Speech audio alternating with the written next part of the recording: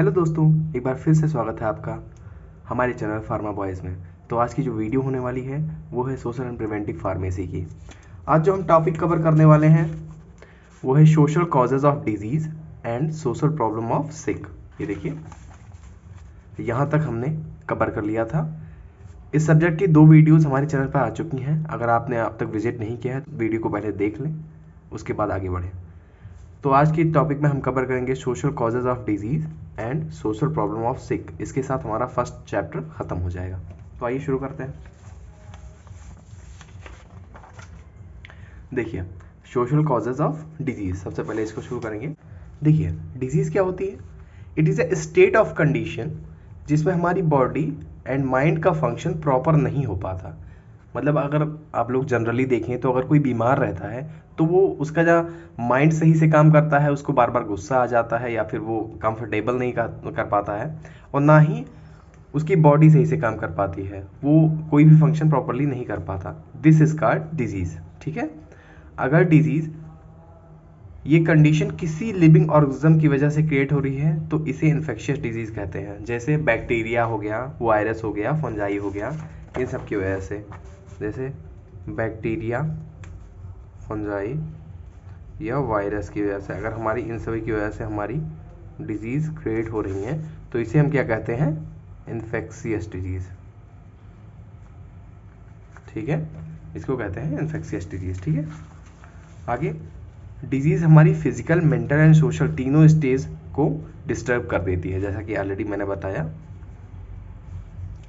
Causes, इसके causes अगर देखे जाएं कि डिजीज़ क्यों होती है, तो it is not necessary that we always affect with the disease because of microbes. मतलब हमारे बैक्टीरियाज, फंजाई या वायरस, इन सब की वजह से ही डिजीज़ हो, ये ज़रूरी नहीं होता। समटाइम्स आवर स्पेशल सराउंडिंग्स और social surroundings also create that type of environment by which we got disease। कभी कभी हम जिस environment में रहते हैं उसकी वजह से भी डिजीज क्रिएट होने लगती हैं, ना कि सिर्फ माइक्रोब्स की वजह से। ठीक है। पहला हो गया हमारा कॉजेज क्या होते हैं। पहला तो हो गया ड्यू टू माइक्रोब्स। माइक्रोब्स आए और एंटीबॉडी काम नहीं की, अंदर जाकर डिजीज क्रिएट करेंगे। दूसरा हो गया हमारा अनएम्प्लॉयमेंट।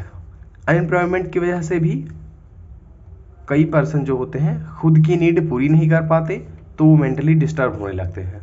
मतलब इसको आप जनरली समझ ले, जैसे जो गरीब लोग होते हैं वो, उनके पास जो होती है प्रॉपर न्यूट्रिएंट्स एब्जॉर्ब नहीं कर पाते, उनके पास प्रॉपर पैसा नहीं होता जिससे उनकी नीड पूरी नहीं होती, तो वो हमेशा डिस्टर्ब ही रहते हैं क्योंकि उनकी कॉमन रिक्वायरमेंट्स भी नहीं पूरी हो पाती। ठीक है। तो इसकी वजह से वो डिस्टर्ब रहते हैं। अगला है पीपुल, प्लेस एंड हेल्थ। हम किन लोगों के साथ रह रहे हैं, किस जगह पर रह रहे हैं, तो उन सब की वजह से बॉडी में डिस्टर्बेंस क्रिएट होता है। अब जैसे हम जिन लोगों के साथ रह रहे हैं वो स्मोकिंग कर रहे हैं, ड्रिंकिंग कर रहे हैं, इन सब की वजह से क्या होते हैं, हमारी भी आदत पड़ सकती है। या अगर हमारी आदत नहीं पड़ रही है तो स्मोकिंग के जो धुएं होते हैं, जो स्मोक्स होते हैं, उन्हें अगर हम एब्जॉर्ब करते हैं तो इससे हमारी लंग्स डैमेज होती हैं और हमारे सिगरेट ना पीने की वजह से भी कैंसर कॉज हो सकते हैं। ठीक है। तो इससे क्या होता है, हम जिन लोगों के साथ रह रहे हैं वो भी हमारे हेल्थ को अफेक्ट करते हैं। और किस जगह पर रह रहे हैं, आसपास का एनवायरनमेंट बहुत ज़्यादा पोल्यूटेड हो, कोई इंडस्ट्रियल एरिया में रह रहे हैं जिससे वहाँ पर एयर पोल्यूशन, वाटर पोल्यूशन ये सब हो रहा हो, तो जिससे हमारी क्या होती है, हमारी हेल्थ डैमेज होती है और डिजीज़ क्रिएट होती है। ठीक है। ये जो है वेरियस लाइफ इवेंट्स, मतलब अगर लाइफ में किसी सीरियस इंजरी के होने पर या किसी तरह की मेंटल ट्रेजेडी की वजह से डिजीज़ क्रिएट हो रही हो, मतलब काफ़ी सारे एक्सीडेंटल केसेस आते हैं, तो भगवान ना करे कोई ऐसा एक्सीडेंट हो जाए जिससे आप मेंटली डिस्टर्ब हो जाएं या फिर फिजिकली बहुत ज़्यादा इंजर्ड हो जाएं, जिससे आप पूरी ज़िंदगी अपनी, मतलब किसी तरह की प्रॉब्लम फेस करें या आप फिजिकली चैलेंज्ड पर्सन हो जाएं, तो इसकी वजह से भी हमारी डिजीज़ क्रिएट होने लगती हैं। एक होता है हमारा स्ट्रेस कंडीशन। लाइफ में हमेशा बहुत सारे काम होते हैं, उन सब की वजह से पर्सन टेंशन में रहता है एंड सम कंडीशन में बहुत ज़्यादा स्ट्रेस लेने लगता है, तो पर्सन जो होता है हमारा बीमार पड़ जाता है, मतलब उसे डिजीज़ हो जाती है। समझ गए होंगे।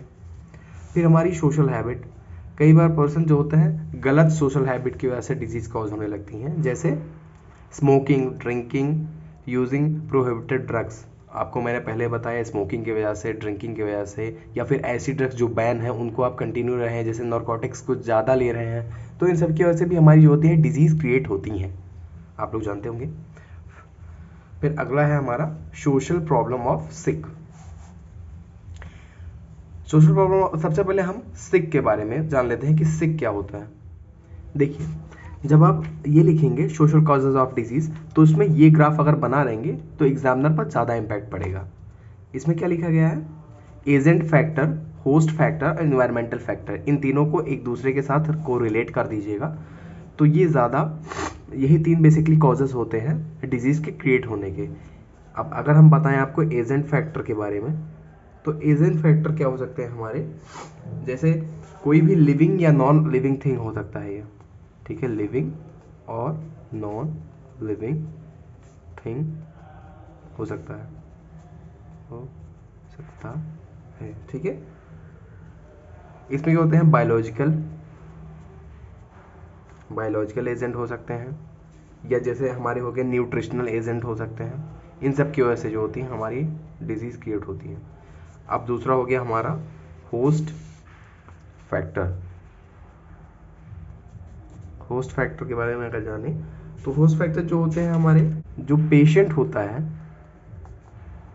उस पर डिपेंड करते हैं, पेशेंट पर डिपेंड करते हैं, ठीक है। तो तीसरा हो गया हमारा एनवायरमेंटल फैक्टर।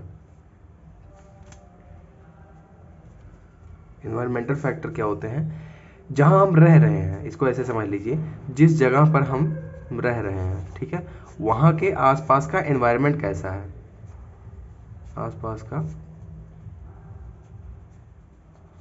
एनवायरनमेंट कैसा है, ये हम बेसिकली चेक करते हैं उस पर, ठीक है।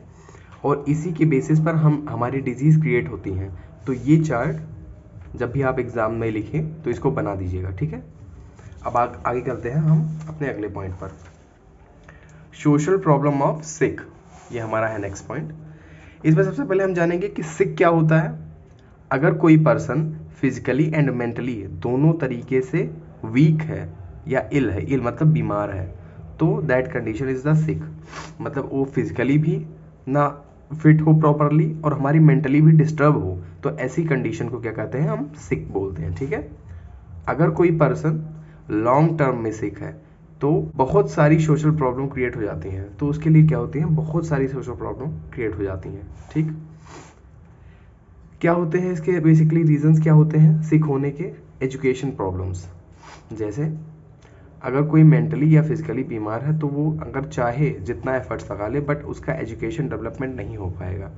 तो सिक रहने के ये बेसिकली कुछ डिसएडवांटेज हो जाते हैं, ऐसा कह सकते हैं आप कि सिक होने के ये कुछ कॉन्सिक्वेंसेज हो जाते हैं। पहला क्या हुआ हमारा, एजुकेशन प्रॉब्लम। अगर कोई मेंटली एंड फिजिकली बीमार इंसान है तो वो चाहे जितना एफर्ट्स लगा ले बट उसका एजुकेशन डेवलपमेंट नहीं हो पाएगा, ठीक है। अगला क्या होता है, सोशल रिलेशनशिप।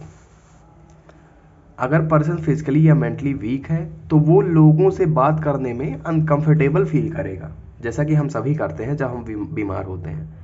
एंड इस तरह से उसका सोशल रिलेशनशिप में डिस्टेंस हो जाएगा, ठीक है।